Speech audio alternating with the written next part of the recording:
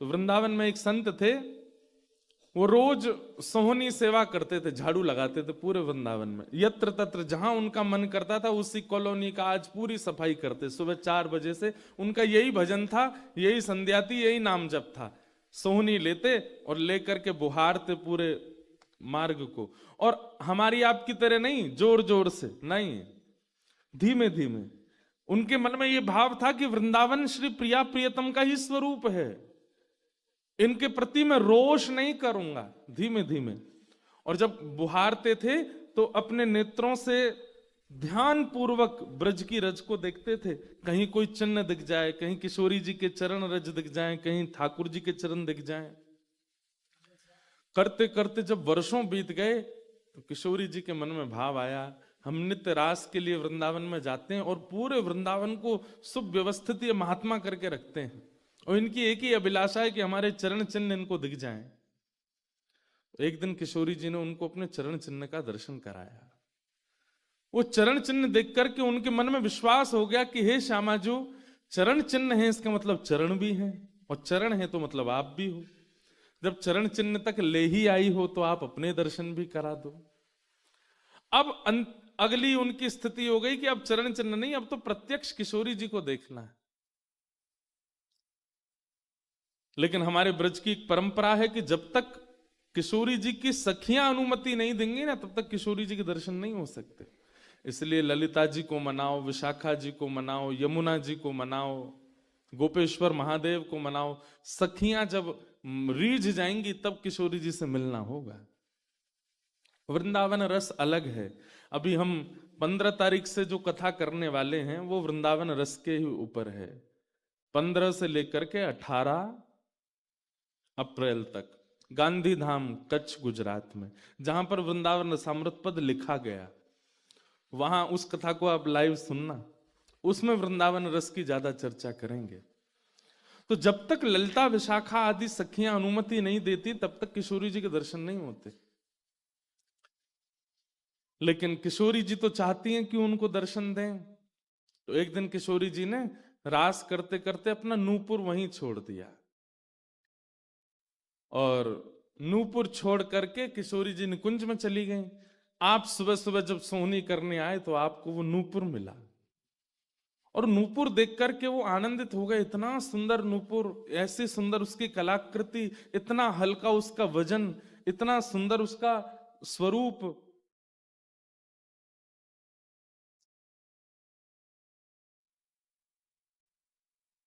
आपके मन में भाव आया कि कोई बड़े घर की लाली होगी, उसका रह गया होगा, मैं रख लेता हूं, कभी कोई मिलेगा मांगने आएगा कि भाई हमारा नूपुर दो तो मैं दे दूंगा।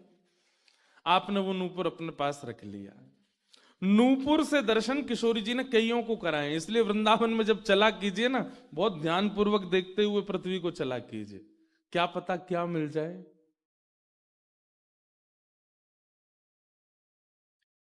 सूरदास जी को भी नूपुर से ही दर्शन हुए किशोरी जी के, और आज इन महापुरुष को भी हो रहे हैं। मुझे नाम स्मृति में नहीं आ रहा है, शायद संभवतः श्याम चरण दास जी नाम था। तो नूपुर को अपने पास रख लिया। किशोरी जी का नियम है कि जब रास में जाती हैं तो सब सखियां उनका श्रृंगार करती हैं, और एक एक श्रृंगार जो उन्होंने धारण किया है वो लिख लेती हैं। कानन में कुंडल पहने हैं, गले में ये हार पहना है, उसके ऊपर मोतिन की माला पहनी है, फिर गुंजा माला पहनी है, फिर नवलखा के हार पहने, हाथन में इतने कड़ूला पहने हैं, पैरन में पाजे। क्यों? बोले रास में श्याम सुंदर आते हैं, पता ना काचोरी करके भाग जाए। अगर एक कम रह जाए तो फिर ठाकुर जी की शामत कहाँ है, हमारी श्री जी का श्रृंगार बताओ। इसलिए सब सखियां जो हैं किशोरी जी के सिर से लेकर नख तक एक एक श्रृंगार को लिख लेती हैं पहले, रास में भेजने से पहले।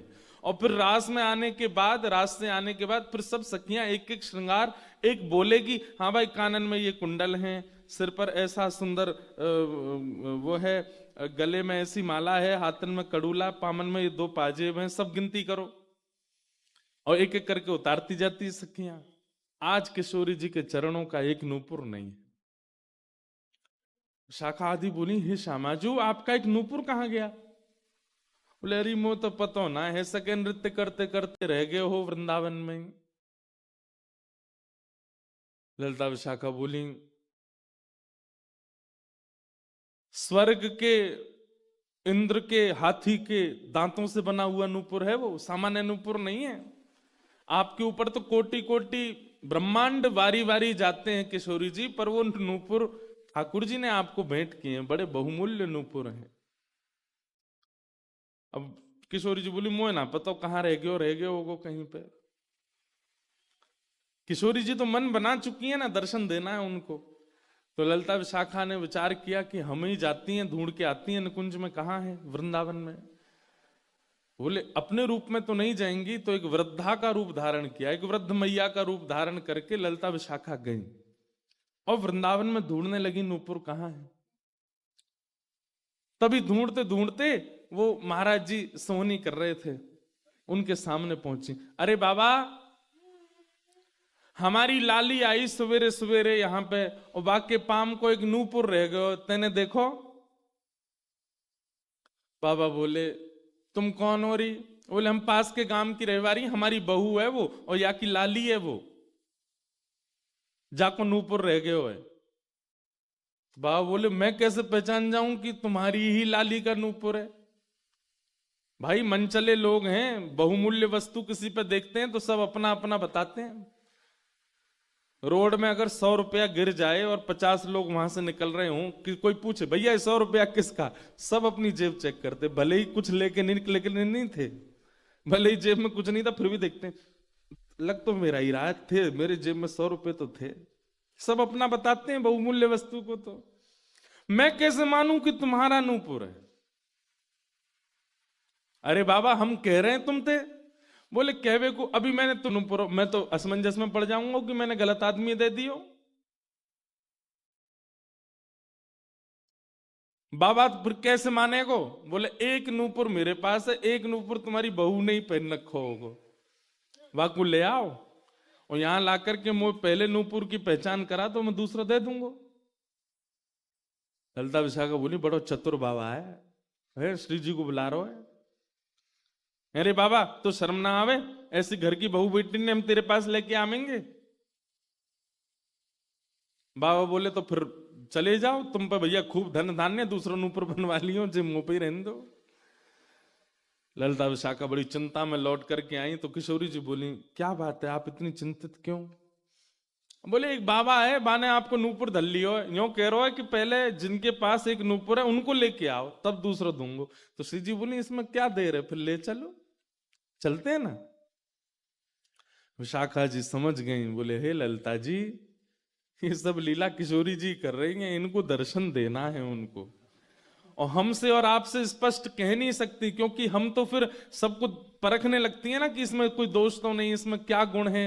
इसलिए किशोरी जी सीधे हमसे नहीं बोल करके और ये लीला कर रही हैं, इनको ले चलो।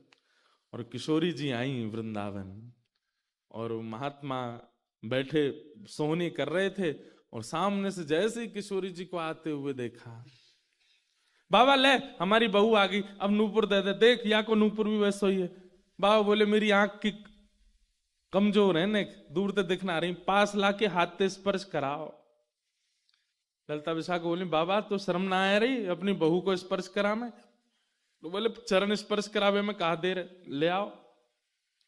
किशोरी जी समीप गई, जैसी चरण स्पर्श किए अपने हाथों से नूपुर पहना करके लिपट गए चरणों से।